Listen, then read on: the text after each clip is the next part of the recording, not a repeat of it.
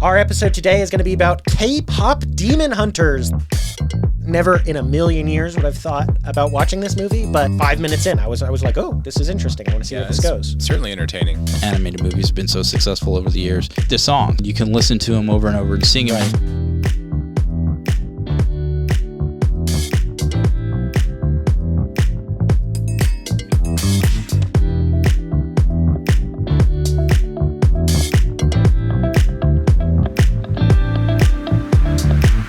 Hello, and welcome to the Pop Culture Contrarian podcast with Thomas, Sterling, and Andrew. Hello. Hey, guys. Our episode today is going to be about K-pop demon hunters. Movie on Netflix that's taking social media by storm or pop culture by storm. I don't know what it's taking by storm, but it's something. Netflix. Yeah. It's taking Netflix by storm. There you go. Yeah, I'd say it's taking a lot of things by storm. Yeah, it's pretty popular. But first, the best way to support us is to go to patriotpost.us and subscribe to our free daily newsletter. It comes out Monday through Friday at noon.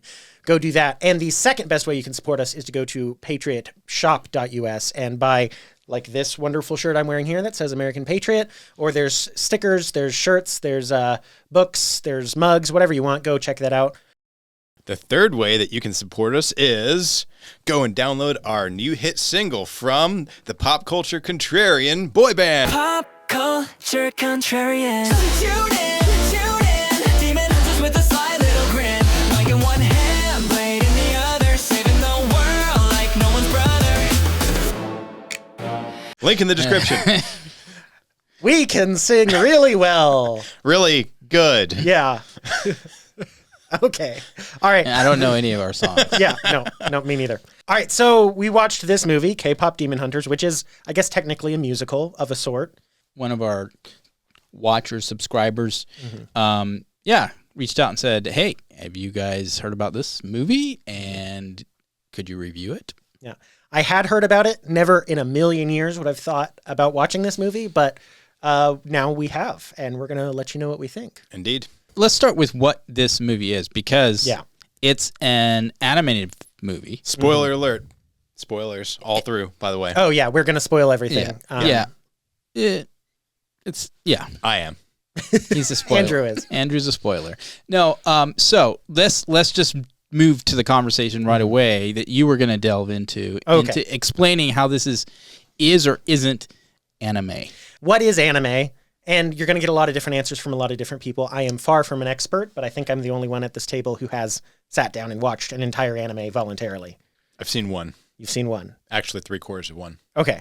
See, I've seen Attack on Titan. Okay, that's a pretty good one. I don't know how to answer that because I may have seen a bunch and didn't realize I was seeing it. This is the American Heritage Dictionary definition of anime. A style of animation developed in Japan characterized by stylized, colorful art and often adult themes. The adult themes isn't really a key part of anime, but that's what they have in their first definition. And then all the other definitions have to do with Japan, except for one that says an animated work in anime style, regardless of the country of origin, which is, okay, I understand what you're saying. Here's my thing. This movie is not in anime style. It draws from anime in like there's scenes where characters' eyes are replaced with hearts and, popcorn. Yeah. My favorite. And so there's some anime parts of that and like where the eyes turn into brackets or whatever and, to communicate emotions. Or those huge facial, it's like, Yeah, it borrows from anime, but I would say for two primary reasons this is not anime. One, this is actually an American production. It's made almost entirely in America by Americans and Korean Americans. The other reason I would say this is not anime is it's 3D. 3D! Don't forget to mention in 3D! Oh, and it's gonna be in 3D. Anime is almost always 2D animation. For me, that's a pretty big signifier of anime or not. It sounds to me, and just based on the definition that you read, it's kind of like the definition of bourbon. Wait, where are you going with this? Or the definition of champagne. Right. It depends on where it's made. Well, for champagne it does. For bourbon, actually, it doesn't. Well, over 90% of bourbon is made in Kentucky, in the bourbon region. Yeah. Yes, technically it can be made outside. Based upon the recipe, yes. I agree bourbon is actually probably the right analogy over champagne. Yeah. Champagne has to be from the Champagne region of France. Mm-hmm. Bourbon can be anywhere, but it has to be made like they make it in Kentucky. So, can it be made in Japan as a cartoon with certain features that are notorious with or known for anime, but not be considered anime? I mean, I would say if it was a 3D animation like this one, I probably wouldn't call it anime. So where did the word originate? Because it doesn't sound like a Japanese word, but maybe it is. It's not. Animation is where it comes from, and then in Japanese they changed it a little bit, and then they shortened it into anime. And so it really does mean animation, but it has come to mean... Oh, hence the confusion for a lot of folks, I think.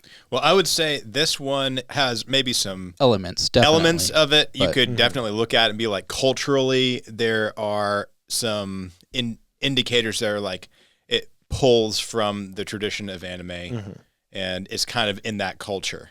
Yes. Yeah, so I grew up actually watching technical anime then because of living in Korea. We got a lot of dubbed, what we just termed as cartoons that were from Japan that had this style that you just described. This was in like the 70s and 80s? The 80s. The 80s mainly? The 1870s? Yes, that's right. It would have been very similar to what Japan was making. So I guess, is that considered anime? I expect what you saw was anime. Probably. Yeah, probably. Especially if you had the thing with where the eyes will become different shapes and stuff. That was common.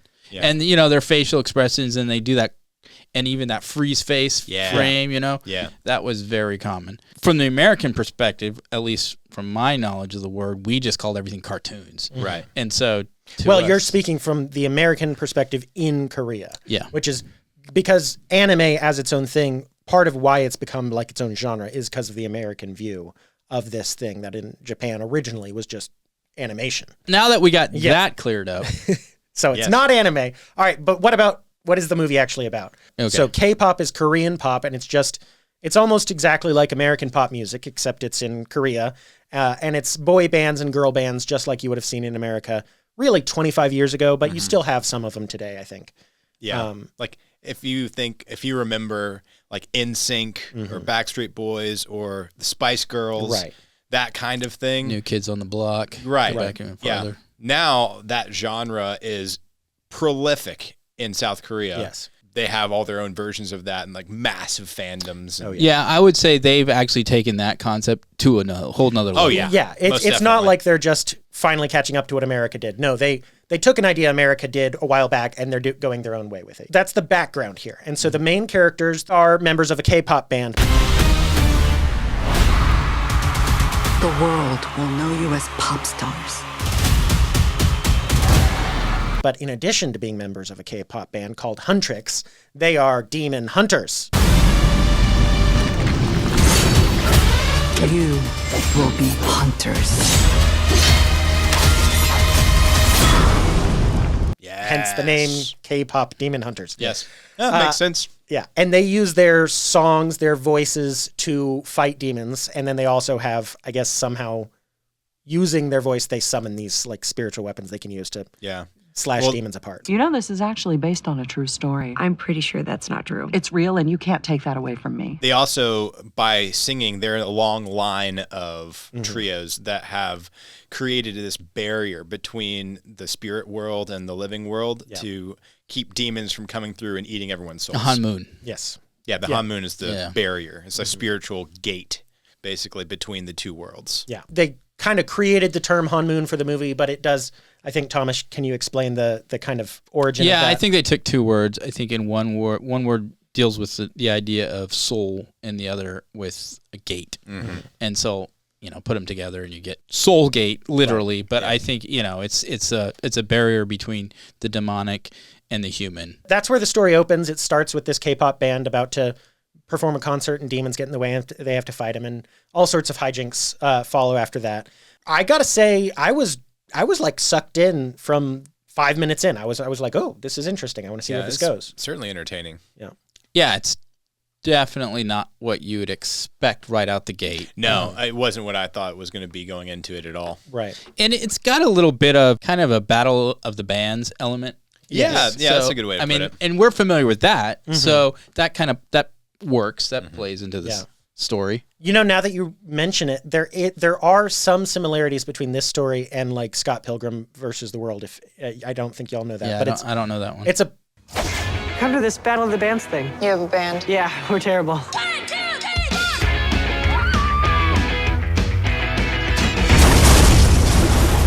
Mr. Scott Pilgrim! I'm Ramona's first evil ex-boyfriend. What? It was a very popular Western comic book that came out 15 years ago, and it then had a movie made based on it. And it's sort of similar in that there's kind of a supernatural element to a musical career, but it's not, there's no demons. But anyhow, that's just an interesting connection I just made. But so the story goes on, and this demon boy band appears, and of course the demon hunter girl band has to deal with the demon boy band. Yeah, and this demon boy band is trying to, it's called Soulja, which essentially, or Soulja boy, basically means Grim Reaper or Reaper in Korean. And they are an idea of demons to pull the fans away from Huntrix, because that will reduce their the strength of their song, and it will thin that soul gate, the Hamun. Because the Huntrix band was about to permanently seal the Hanmoon. They were doing so well. They were, part of a tradition hundreds of years, that they were finally able to just about put the capstone on the Hanmoon and lock the demons away forever. Yeah. By the way, the girl band Huntrix, that draws from a Korean practice of these female singers who practice like communing or negotiating with spirits by way of shamanism. So and the demon god, I guess you could say, Guima is or Gima, however they say it. It's kind of like the devil, sort of. Yeah, sort of. And that's the one who's wanting to basically eat the souls. He wants to feast, to break down the barrier so he can feast. Yeah. Well, and that's, I think, why the barrier was built specifically was about him. I thought it was creative how they made him just like this massive, like fiery mouth. Yeah. That it was pretty creative. There's also some aspect of like sound waves almost with when he's getting bigger. That's true. Very cool. The songs are incredibly catchy. Fun movie all the way through. And then the aspect of Gima, however you're supposed to say it, being a demon king is something you see a lot in anime, the idea of a demon king. I said this isn't an anime, but it draws from it. And I think there's something slightly different between like the demon king in anime, because you'll see it in like Full Metal Alchemist. There's something like it, the homunculus in the flask. I know y'all don't know what that is, but maybe someone listening does. In My Hero Academia, you have All For One, he calls himself the demon king. And actually, apparently, I hope I have this right, I looked it up ahead of time, Obu Nobunaga, one of the most famous shoguns, I think, in Japanese history, called himself the Demon King at one point. This goes back a long time in that Eastern culture, but I guess it's Korea and Japan. I'm not 100% sure on that. There's something slightly different between like the Demon King and like Sauron from Lord of the Rings, which is also, you could say, a Demon King, but there's a different, the way it's seen is a little bit different, even though they occupy very similar roles in their stories. How would you, can you explain that more? You can see it just in kind of the way it's shown on screen. Usually the Demon King is a little bit more a natural result of good existing, and a little bit more, there's usually a little bit more tragic elements in it. And it's like a yin-yang almost. And it's a little bit less, like Sauron in Lord of the Rings is just, he is a good thing that has been totally corrupted. You can't uncorrupt him. He's gone too far down that road, I suppose. Which is more like the devil. Right. So like Genu, who is the demon boy band's lead singer. Yeah. He has this tragic backstory as to why he is a demon. Yes. Yeah. And so that's kind of in the line you were talking about. Yeah, it's kind of where I guess they're a little bit more sympathetic. They're still very much like evil and bad, but there's more focus on how they were pursuing something that almost could have been good. Elements of that are actually present in both. They are. The lead singers. And so one thing I wanted to note before I get into that, but Soulja Boy, all of them are just really aesthetically beautiful looking people. I think it's interesting that it draws on that element of they are evil, but they're attractive and catchy. That is exactly how, at least from our perspective as Christians, the enemy operates. Yeah, I mean, that's what we're told in the Bible, is that the enemy appears as an angel of light. Right. Yeah. But to my point of the whole, the lead of Soulja Boy, and what was his name? Genu. Yeah, but he had almost a good about him at one point, and he's kind of gone in a wrong direction. That's true for the lead of Hunter X, because she's also got this element of, she's part demon, right? But she's more good than she is bad. He's more bad than he is good. Well, the difference is he made a choice. Like he basically sold his soul. Yes. Whereas she was born that way and she can't help it. Right. There's a theme too that, I mean, it's very much common in the Asian culture, especially the Korean culture, of the shame element and how much that controls. Now, shame is not something we're unfamiliar with. Right.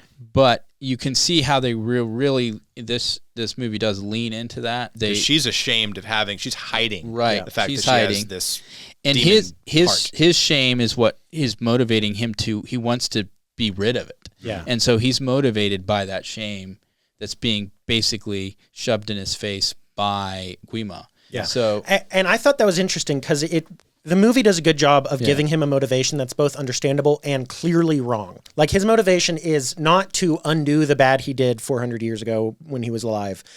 His motivation is to forget about it so he doesn't have to feel the pain anymore. Yeah. It's not to learn from it. It's not to grow from it. It's just to get away from it. In exchange, I want the memories erased. You know, that's very much in keeping with our state as fallen human beings, right?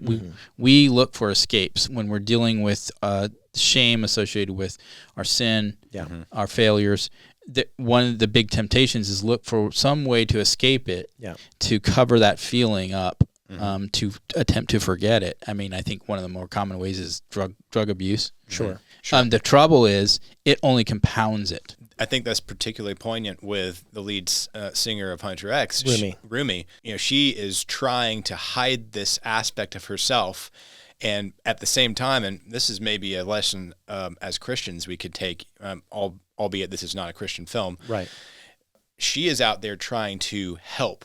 And helping other people and doing the right thing while not dealing with the things inside herself. It just goes to show you need to first work on yourself. It's the whole like plank in your eye versus the speck in your brother's eye. Sure. You've got to deal with your own issues, you know, with the help of God and with the help of your brothers and sisters, but it has to be transparent, and you can't just like hold these secrets in, because they will destroy you. Right.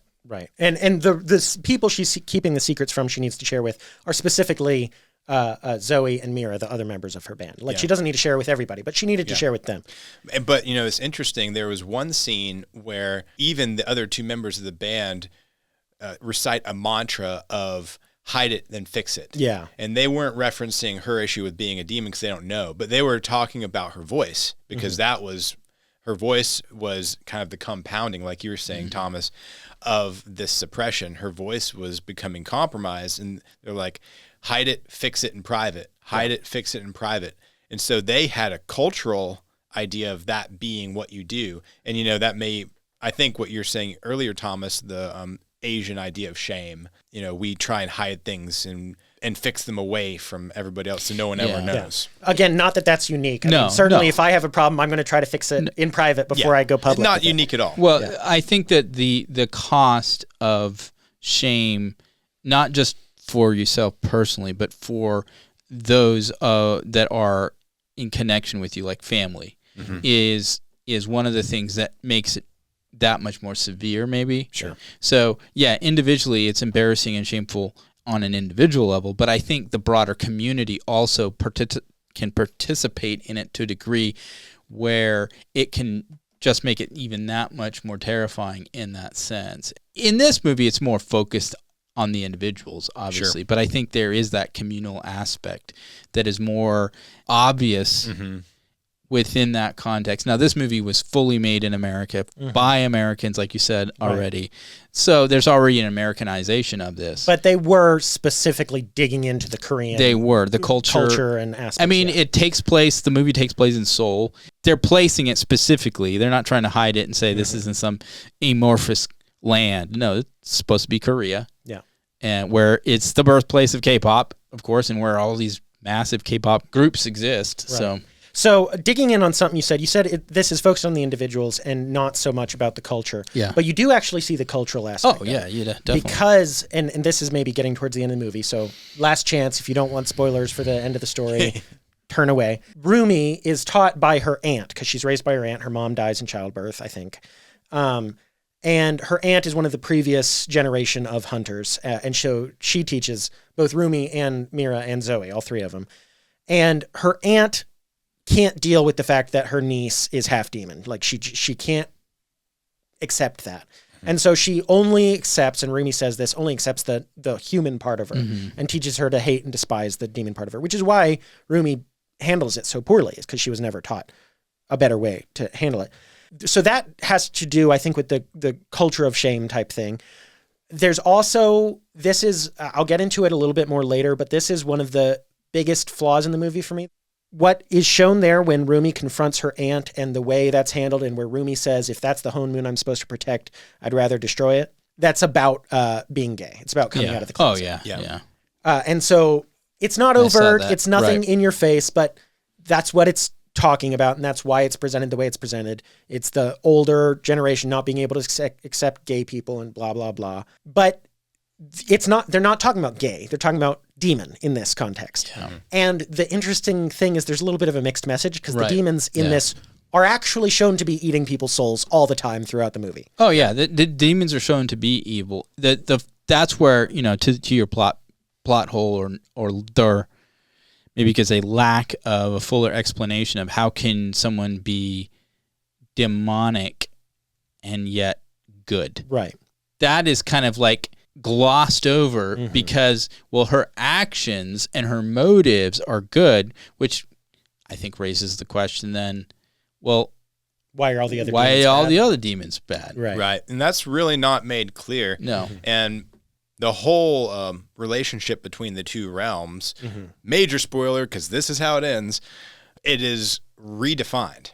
Right. And so the original barrier is then made into, it's still an agreement between the two worlds, but it's a coexisting agreement rather than a hard stop.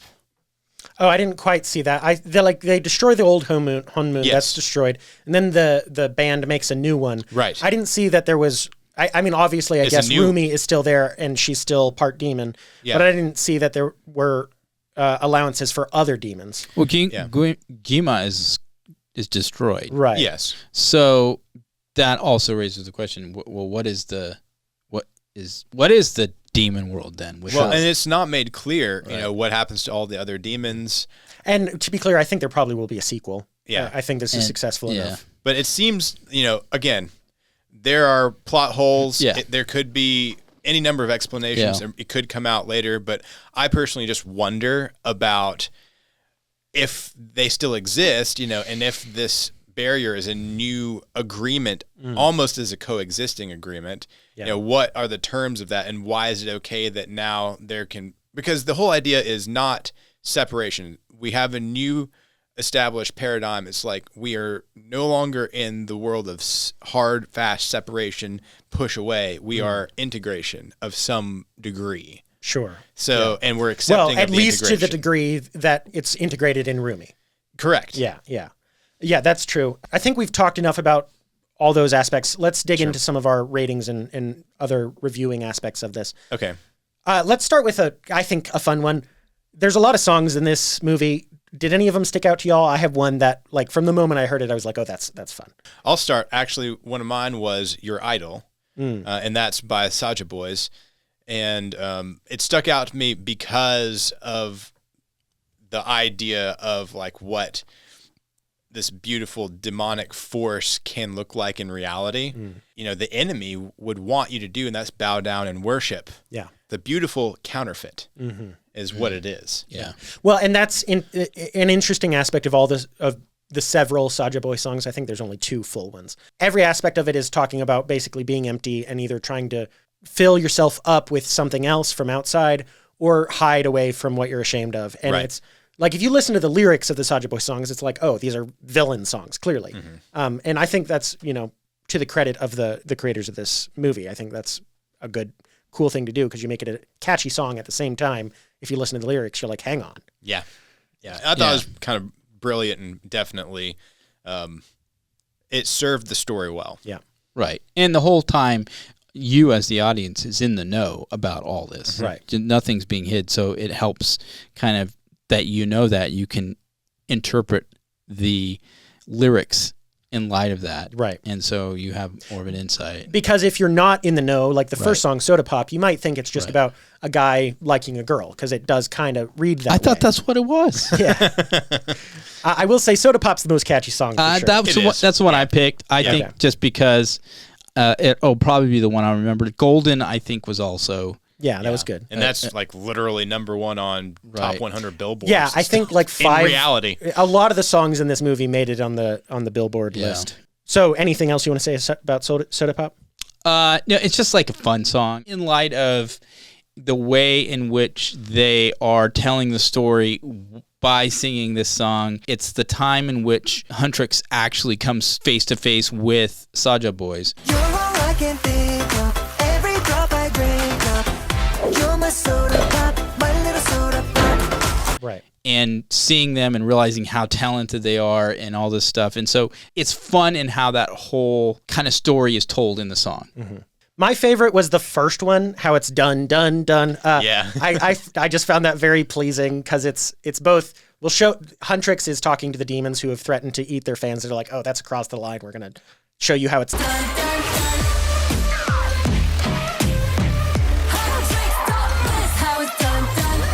And it's both saying that, but it's also dun. Yeah. And I thoroughly enjoyed that. And it's just a good song. So yeah, the moment I heard it, I was like, oh, I want to hear that one again. And then they didn't do it again the rest of the movie. And I was like disappointed a little bit. Yeah, well, interestingly enough, I think Netflix also released the sing-along version. Right. It's one of those where I think naturally this is probably why Disney cartoons or movies animated movies have been so successful over the years. The songs. Yeah. They keep the memory and you can listen to them over and over and sing them into different things where you don't necessarily get that with, like, for example, Star Wars. Right. Even though Star Wars is popular. And it has great music, but it's not quite the same. We do our 5 categories. You probably are familiar by now. I'll run over them real quick. Woke free, how well written it is, IQ, artistic value, entertainment value, and legacy score. And I'll start with the first one. Woke free, I gave this a 7. A little bit arbitrary on how many points to take away. I took away 3 points because of the non-overt coming out story in this story. It's not overt, so I didn't take off too many points. And other than that, it's really not objectionable to me. Same, I gave it 7. Yeah. If you could be nitpicky, you could probably find things here and there. It is interesting, though, in that it's set in South Korea. So all the fans, everybody there are Koreans. That's true. So there's no white people. There's like no black people. No, How dare they? Yeah. Where's the diversity? I know. So the diversity, I guess, are the demons. Yeah, I guess so. You can't do that. That's get in big trouble for that. I guess so. Anyway. Yeah. I gave it a 6. I actually struggled with this one because I feel like maybe I should have given it a 7 actually, because I really thought of most of the same things that you all said. Technically, I put it down as 6, so I'll just leave it as that. All right, Andrew, you want to start with IQ? IQ, intelligence quotient, I gave it a 7. I think it was well written. I think there was all kinds of interesting layers to this, like a lot of different layers. Cultural, ethical, moral. The writing was interesting, and all for being a kids show. There's something for everybody. So I think it was really well done. So 7.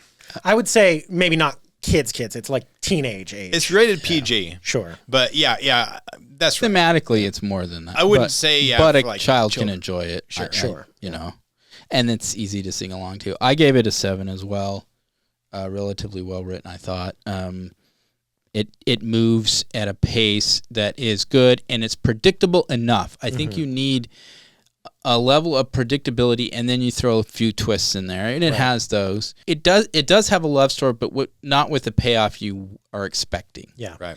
And I don't know. To me, that's a little bit maybe of the woke creeping in, because the old school would have had a different payoff, I'm almost guaranteed.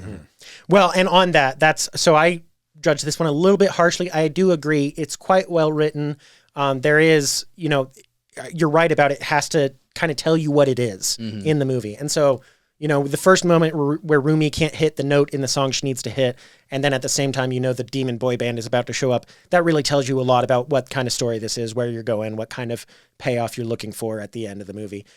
The payoff at the end is why I took the points off, because of the way Jinu's character is wrapped up, where he looks like he's being swayed by Rumi and is going to, kind of turn good, and then he doesn't. And actually betrays her utterly, and then goes on to start sucking in hundreds of souls for Gama. And then he just kind of like, oh, I can sacrifice my own life to save Rumi, and that makes it all better. And it's a fine payoff, but I just really thought that was a little bit sloppy. I think it could have been done better. You might say I'm nitpicky, but that really, to me, was the only element of the movie where I was really like, oh, that's disappointing. Yeah, it's the redemption story was, they were setting it up for it. I wasn't surprised that there was kind of the redemption at the very end. Yeah. But it's also a redemption of, he sacrifices himself, which is no greater love has someone than to sacrifice themselves for their friends. Yep. But what I think the one element of it that's kind of confusing is all these souls of people that are being captured or whatever. I don't know if they're becoming demons or I think if they're getting eaten. They're just getting eaten, but then they're returned. It was, well, some of them get returned because there's a little moment briefly in the first act where you see or maybe it's the second act, I guess, where the Soulja boys have been eating souls, and you see a news post about missing persons has tripled. So people whose souls get eaten, I think, die. And a lot of people, a lot of people get killed at the end, I assume, before Huntrix shows up and saves the day. But I guess there's a sense of like, I guess maybe this is that kind of Eastern Buddhistic concept of the void. They just go into non-existence. Yeah, I'm not sure. I mean that's so for Jinu, is he just destroyed in his sacrifice? Yeah, that's a question. Yeah. Artistic value, I gave this one an 8. I thought the music especially is very well done. The lyrics match the story, obviously, but then the songs are they're catchy, they're good. They're not exactly something I would seek out on my own, but once I'm listening to them, I'm like, yeah, I could listen to this. I could listen to this whole album, and it wouldn't bother me at all. So yeah, I gave it an 8. The music is the main thing here, but then the art style as well is pleasing. There's nothing wrong there. Yeah, I gave it a 9. I thought this was its strongest score, honestly. I thought that they brought in enough of a feel of like cultural kind of touchstones that from like a Korean perspective that were very recognizable quickly if you're familiar with it. Everything from like the horsehair hats like the guys wore, the tiger and the magpie.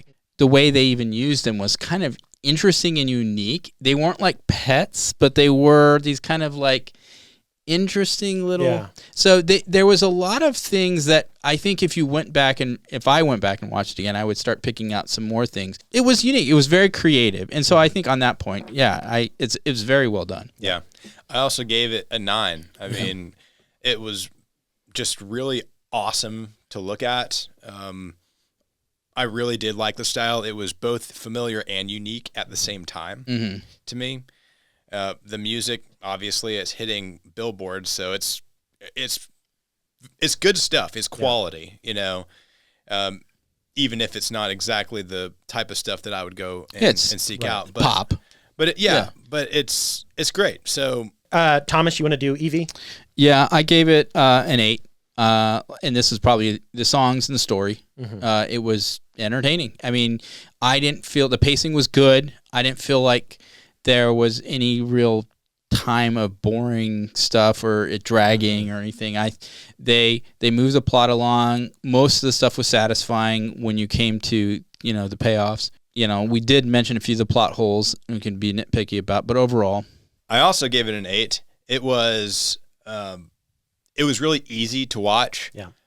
but also really easy to get into deep if you wanted to. So depending on who you are, you could just sit back and just watch it and just enjoy it. But if you really want to look into it and think about it, you can go like multiple layers deep, and it can be entertaining depending on what you like in entertainment in any way that people are entertained. Right. I gave it a 9 on this one, actually. Everything y'all have said applies to me too. Just a couple specific things. I was a little bit disappointed that I waited until last night to watch this. I was like, man, I should have watched this sooner, because I would have rewatched it and looked up some of the stuff I am not familiar with, because I don't know tons about Korea. But I thought it was very entertaining. I thought the elements they brought over from anime were very, like, the elements I enjoy in the few animes I've watched. And then I'll do the last one, Legacy score. I gave it a 7 on this. Again, you're always going to have to wait to see, because we're trying to guess where it'll be in 10 years. I think it won't be forgotten. I think the fact that you have songs hitting the Billboard 100 list is pretty good proof of that. I expect you'd see a sequel by 2030, if not before. So yeah, I think pretty strong legacy for this one. Yeah, I gave it a 7 as well. It's it's Netflix #1 streaming movie that they've done. Beat out Knives Out, The Onion, or whatever. Oh, Glass Onion. Glass Onion. Yeah. So, and it's still kind of generating, buzz with the songs and everything. I think one of the things why musicals can do that is because of those. It was featured on SNL this weekend as we're recording. Right. Yeah. So it's kind of still growing, you Yeah. could say, in popularity, which is, it's been out for over a month, I believe, right? The sing-along, I think, came out in August, and then the original came out in June. So 777s, man. I gave it a 7 also. It's permeating culture. It is transcending just Netflix. It's everywhere. I mean, not only is it the top thing on Netflix, beating out all these big Hollywood production type things, I mean, it's impossible, I would say, to not go far multiple years in advance when something hits this hard, this quickly. It's definitely a cultural moment in entertainment for what it is. And so it's got staying power. I think it's also introducing maybe some Americans to K-pop. that's what I was going to say, is I think this is, for K-pop in the U.S., probably a watershed moment. Yeah. That's a big legacy. Right. Sure. And I had a little bit of familiarity with K-pop, but only because I have occasionally gone to Korean barbecues where they will have an entire wall blasting K-pop. Right.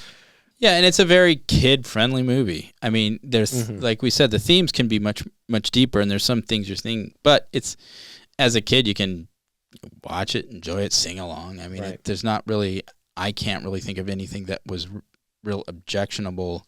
Yeah, unless you're very sensitive to LGBTQ agenda. Yeah, nothing to worry about. Well, that is that I think it's more the demonic that might be more objectionable, because I would argue, you're really having to look for and specifically have in mind. Yeah, right. It was not overt. It's not overt. It is definitely there, but it's definitely not overt either. Yeah.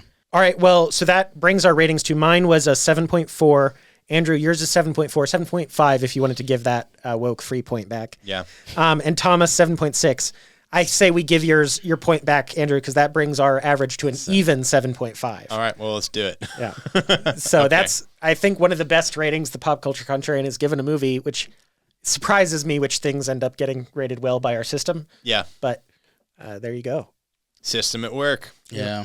That's all for today. We are the Pop Culture Contrarian. We're brought to you by the Patriot Post, which is the oldest conservative news digest on the web. It's right and it's free. Go check that out. And wherever you're watching this, YouTube, Spotify, whatever, like and review, leave a comment. Let us know what you think we should talk about next. And if you're on YouTube, make sure to hit that bell icon so you know when we upload a new video. And we'll see you next time. Bye. Bye. See you guys.